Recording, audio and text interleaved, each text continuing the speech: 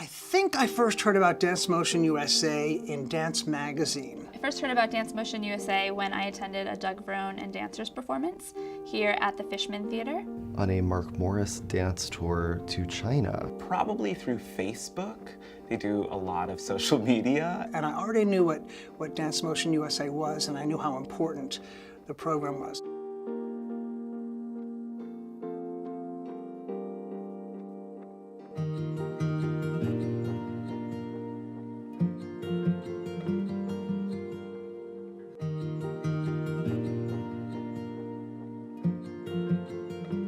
DanceMotion USA started out as an idea from the State Department.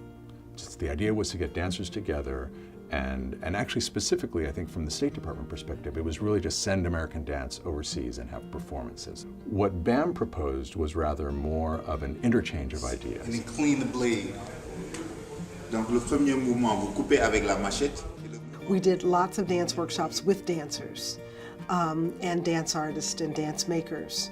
And so that's really made the richness of the exchange. We went in knowing that it was our responsibility to listen as much as it was for us to lead. And you can communicate with somebody through dance when you can't communicate with that person or those people in other ways. And it comes back to us also. Things can be communicated to us that are artistic, thoughtful, or expressive of something emotional.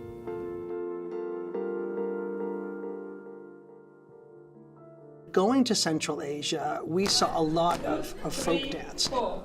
1, 2, 3, 4. We learned dances, wedding dances, dancings you do to celebrate a new child. These folk dances all were about ritual and served a great purpose. I think for the folk dancers we were teaching, they were very surprised that we danced to inspire, to enlighten. So this idea of going abroad, of bringing something new and fresh and sharing it, but then seeing the folk dance, this was art doing its job. We weren't bashing up against each other, we were overlapping. Backside, front. 1, 2, 3, 4. I always knew that dance was incredibly powerful. It's a universal language, but actually seeing it in practice, working with individuals who had never experienced an exchange with Americans before, who had never experienced a dance of this nature before, and who had language barriers and had cultural barriers, to see the power that dance could overcome all of those, and we could be universal in one body, in one space, was incredible. There's something about creating a piece together that really brings people closer in a way that you're not able to do if you're just having a class where there's a teacher and there's students.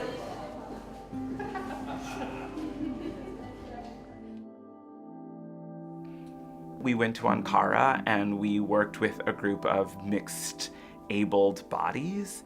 And when we choreographed dances together, we used all of our bodies. That includes the extension of their bodies with metal per se, or wheels, as a part of the work. And it didn't feel, and I don't believe that it anyway exploited their bodies or their situations, but rather integrated what we do with what they do and how they do it. And we learned more from them. They learned more from us, and it was a pretty equal exchange. It was a pretty fascinating exchange. So many things that we encounter, the ways that we think of ourselves as different as countries or cultures, it separates and divides. But when you come down to a cultural exchange, that humanizes.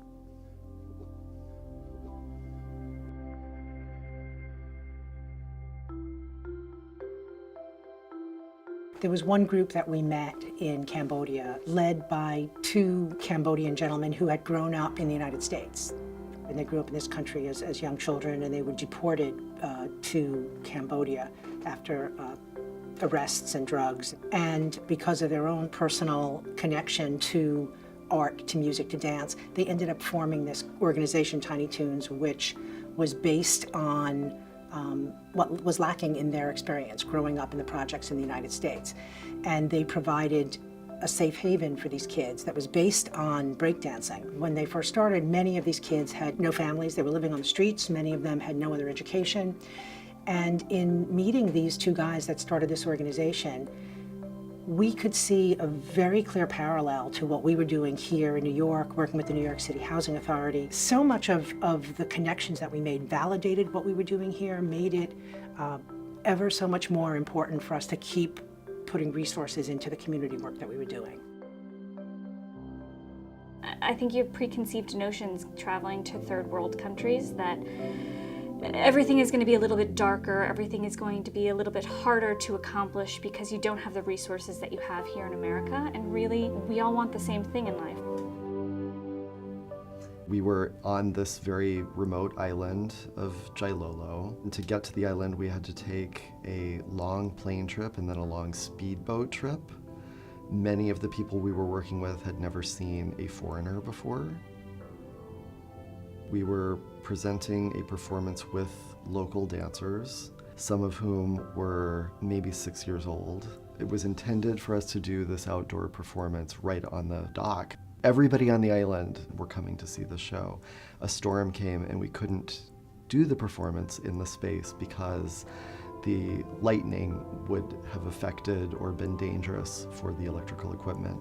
The government transported every audience member and every performer to their local sort of municipal building, which, to my understanding, many of the people in the community had not ever had access to that. So they came in, we quickly devised our show. We did our show, and the highest government official in attendance, the Vice Bupati, when it was over, he got up and started a conga line that every single person in the entire facility participated in. We were all doing this giant conga line, and then I think because of the storm, the electricity went out. There was a blackout, everything went dark, and then suddenly every cell phone, which by the way, every person in the world has a cell phone, no matter how rich or poor you are, pulled out a cell phone and we all just started taking selfies, and the party continued. And it was magical. I don't know if you've ever watched a dance and then felt the movement in your own body, and that is an unconscious connection to something that is happening, that is an immediate connection without the barrier of social awkwardness or social language. I think that kind of a connection, if people are more aware of it, is really powerful. In Ethiopia, I had a really special experience in one of our workshops. It was a workshop with a population of dancers that have special abilities. You know, other people would say disabled perhaps, but after you get in a room with some of these dancers, disability is the wrong word. And so we were doing our normal creations with them and our normal exchanges through dance. And I was partnered with someone who had arm braces and minimal use of his legs. But he was so comfortable in his body and so present and so open that it didn't feel like there was anything different. It was natural, it was easy, and yet here we are with two totally different ways of moving. And it was interesting because we left that workshop and it felt totally easy and normal, and a little video clip of my duet with this dancer went online and it exploded our social media. And everyone was excited and shocked, and you look at it from the outside, it's like, oh yeah, that is really different, it's really special to see. But in the moment, it was totally natural. So being asked to participate as a choreographer and bringing my company on this DanceMotion USA journey was such an honor. You know, it was such an honor to not only travel and share our work abroad with an international audience, but the exchange between my dancers and the dancers in Africa was just incredible.